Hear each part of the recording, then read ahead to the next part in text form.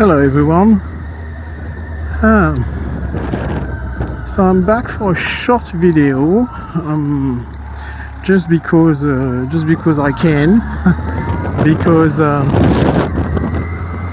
the weather is quite nice today. Blue sky, sun, 80 degrees Celsius or something like that. But I've checked the forecast for the next few days, and it will rain almost continuously, so I'm better to do a short video today than none at all. So this is why and also there is different area I want to show you guys around Geelong, but there is also stuff in Geelong. So today would be a short one because I'm not riding far away. But I want to show you a few nice spots in Geelong where you could do some very nice pictures and nice video, and nice place to be, full stop. So yeah, we'll show you that. And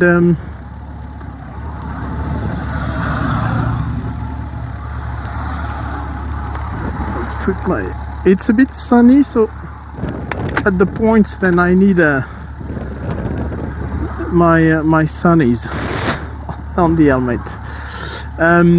By the way, I don't know if you've got one of these helmets with that, but if you don't, get one because it's so practical.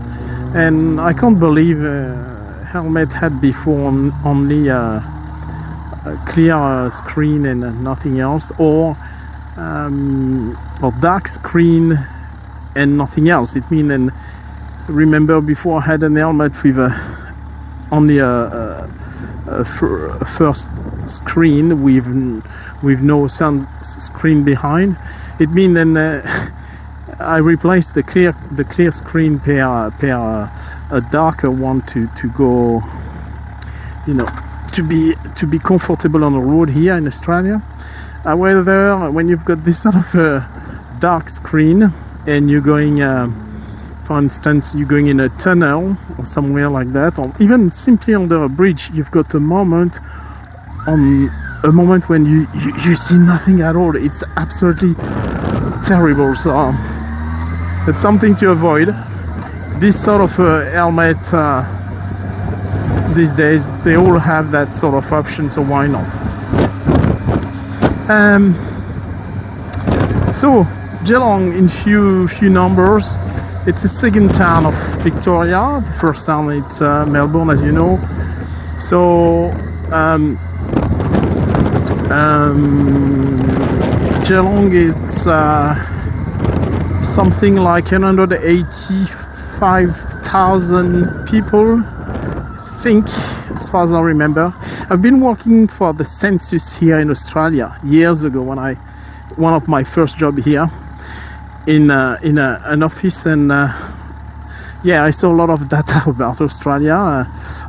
No secret data, just the data you could find online. But yeah, I'm quite interested in this. And so yeah, it's a big city. It's a big city, quite big enough to be comfortable in, I believe. Not too big, and not too far away from Melbourne anyway. 75 k's, I think, as far as I remember.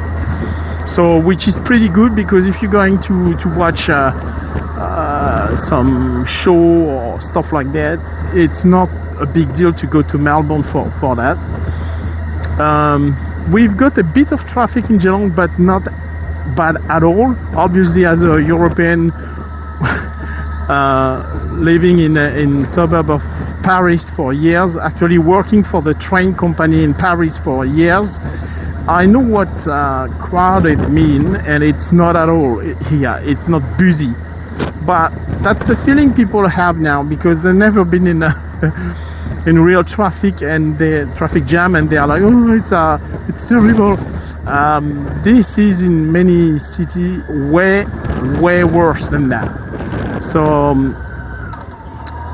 let's be fair.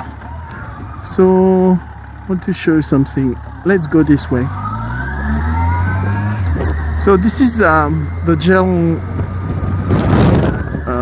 Bay, and in fact, what you see on the right of the screen. I don't know if you got it right. This is a Corio Bay, as far as I remember, and they built there now a sort of a ferry port, a ferry harbor. But it started almost immediately when the COVID started and the restrictions started. So it's a bit tough for the company who managed that, because they didn't do nothing, didn't do any advertisement almost, because why? You know, it wasn't like people would come to go somewhere in Melbourne, because first, people didn't want to be in any public transport, full stop, and second, to do what? We were not able to go far away in the restriction, and I think it was 5 kilometers away, something like that, so it's not going to work. So they stopped, and as far as I understand, they restarted now.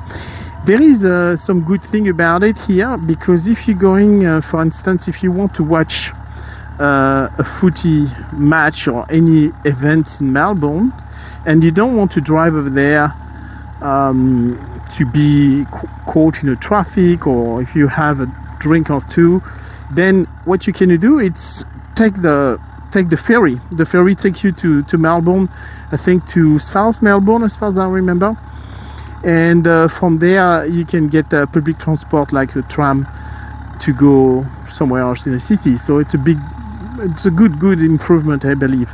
We've got a train, we're going to Melbourne from here.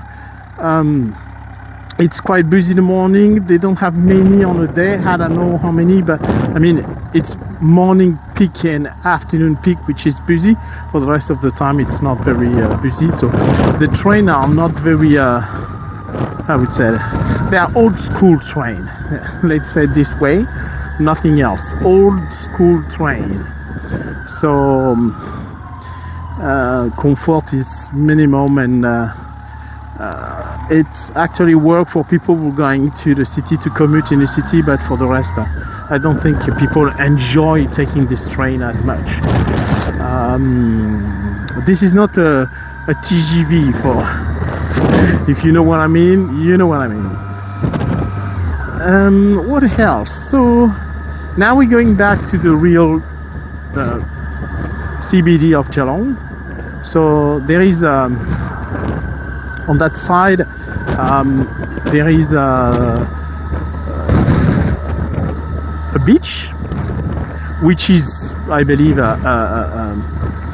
built. It's not really wasn't the beach before, was some rocks and stuff, but they make a nice place, and in summer it's quite busy, and there is a big swimming pool as well, so parents can come with their kids and going in the swimming pool. It's pretty cool.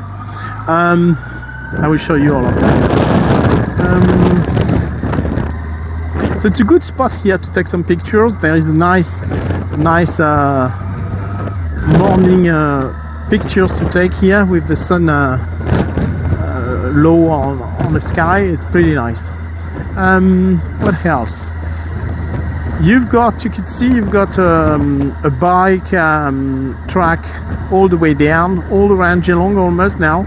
It's built up quite quickly. I'm pretty impressed with that, because this is clearly not a city where the public transport is not very efficient. It's bus and it's not great, and other options are non-existent almost. There is no tram, there is no metro there is pretty much only a private vehicle.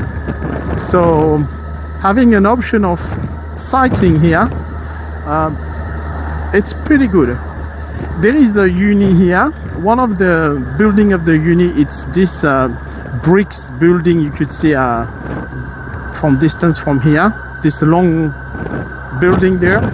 So it's not the only spot of the uni. There is different places around the city with different sort of building of the uni.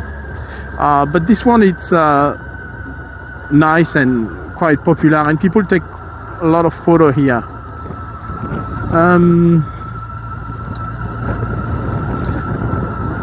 In the bay here, there is a lot of restaurant, cafe, and everything you need if you're coming to have an afternoon good time in Geelong. It's a pretty good thing to do, to stay up front in the bay here. We've got this nice little carousel here. I think you saw that earlier in the video. It's on the left side. I can't film it. Maybe I can here if I can turn my handlebar a little bit. Here we go. You can see it here.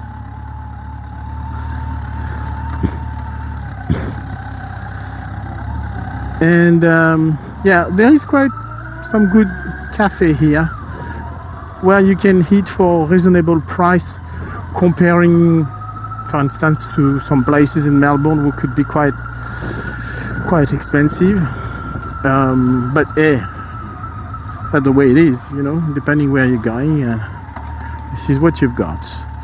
But yeah, I believe it's a nice place, and it's a good spot if you're going on Ocean Road. And if you do a trip, you're coming from Melbourne, it's an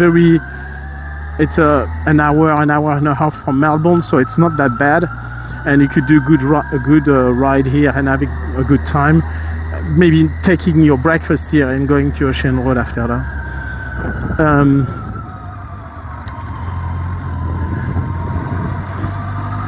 I should not turn here. I don't know why I have done that.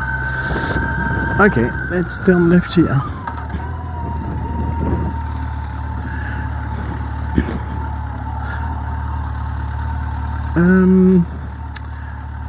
So what else?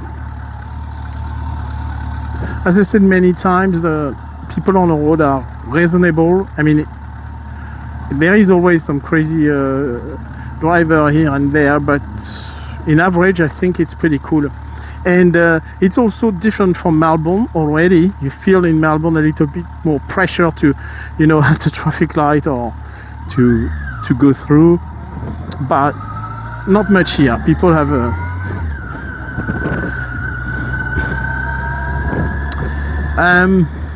as you probably know already, we all have a different driving license. I mean, what I mean, this is for rider, for car driver and such. We all, depending the country where we came from, we all have a different expectation for the driver. If you come from a big city like London or like Paris, getting your driving license, it's a challenge. It's very hard because we expect from you to from day one to be able to handle all situations you could find in Paris or in London, which is plenty. So the exam itself is way more complex to get. This is obviously not the case here. And I will explain you how, why, and I think it's totally normal. The expectation isn't the same. We don't expect. I give you an example here. Look at on this car park here. All the cars are parked one way, facing the sea, right? There is very little, maybe one. I don't even see one. Yeah, I saw one.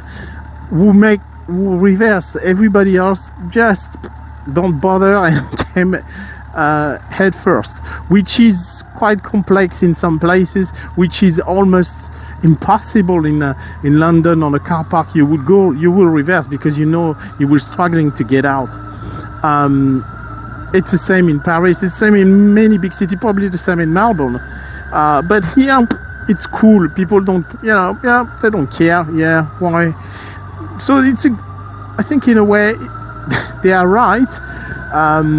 In another way, obviously, it's difficult to. People have not much of driving skills in the sense of how to maneuver their vehicle. Like example, it's a bit narrow, and when I mean narrow, you will understand. Let's say I'm driving a van, a truck every day, and I can see on the road sometime between my truck and the next vehicle on the right side of the road, and I'm on the left side of the road, there is maybe half a meter on each side of my van, to not say even a meter on each side, and I can see people struggling to pass because they are not used to do that. Usually they've got enough space to go with a bus, and they're still struggling with their car. But I do understand, because they've never been really trained to do that. Getting your driving license here, it's you learn with your parents. For most of us, most of the kids learn with their parents in a learning process, and then after this learning process, they're going to an exam. Learning process, it's 120 hours. There is no obligation to do a course with an instructor. I don't know what's the process in England now. I think in France, as far as I remember, it's something like 40 hours of driving with an instructor before getting to the exam, and most of the time people fail to the first time to the exam. It's the same with the riders, I believe.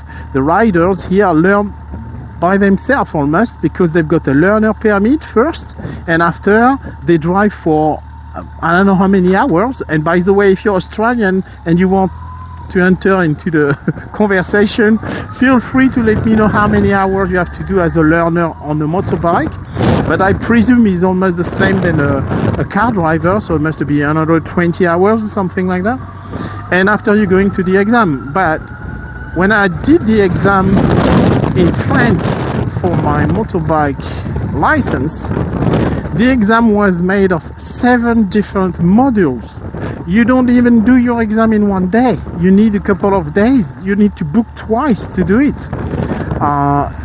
And this includes emergency braking. This includes, which is one module. Then you have a slow slalom. You have one we call fast, but the instructor always said it's not fast. So it's one at 60 km per hour or something like that. And you have, you even had some mechanic question about the motorbike. You should be able to spot your I don't know, your carburetor. If you had a carburetor on your motorbike, you should be able to show where it is. You should be able to identify an issue on your bike. This sort of things was part of the exam.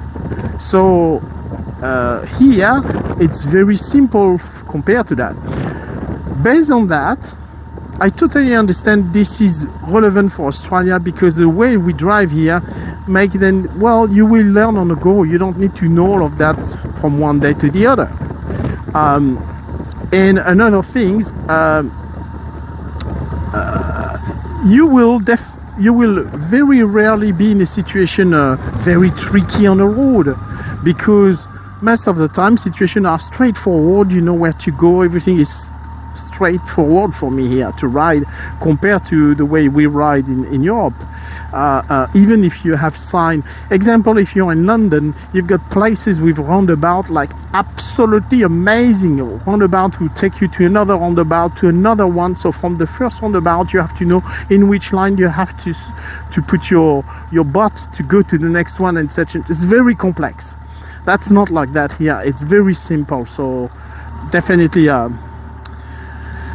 easier. And yeah, to prove my point, by the way, it's how it easier. If you have your license here, your car license, even you have your car license, right? And you're going to immigrate in Europe, in Australia, from Australia to let's say England or even France, you have to do your license again. I can And same thing if you are from England or if you are Australian and you immigrate in Europe. Can you confirm to me what I'm saying? But I'm pretty sure that's the case. This is not the case in Australia for a French or an English. If you're coming here, imagine for a French, all your life long, you drove on the other side of the road and you're still able to drive here and get your license converted to Australia. And I believed, honestly, it's because you've got more driving experience or riding experience if you're a rider. So that's the only reason why you can do that. Otherwise, it doesn't make sense to give you quickly the same type of driving license than an Australian would have. But again, your experience is higher for the fact you drove or you ride it in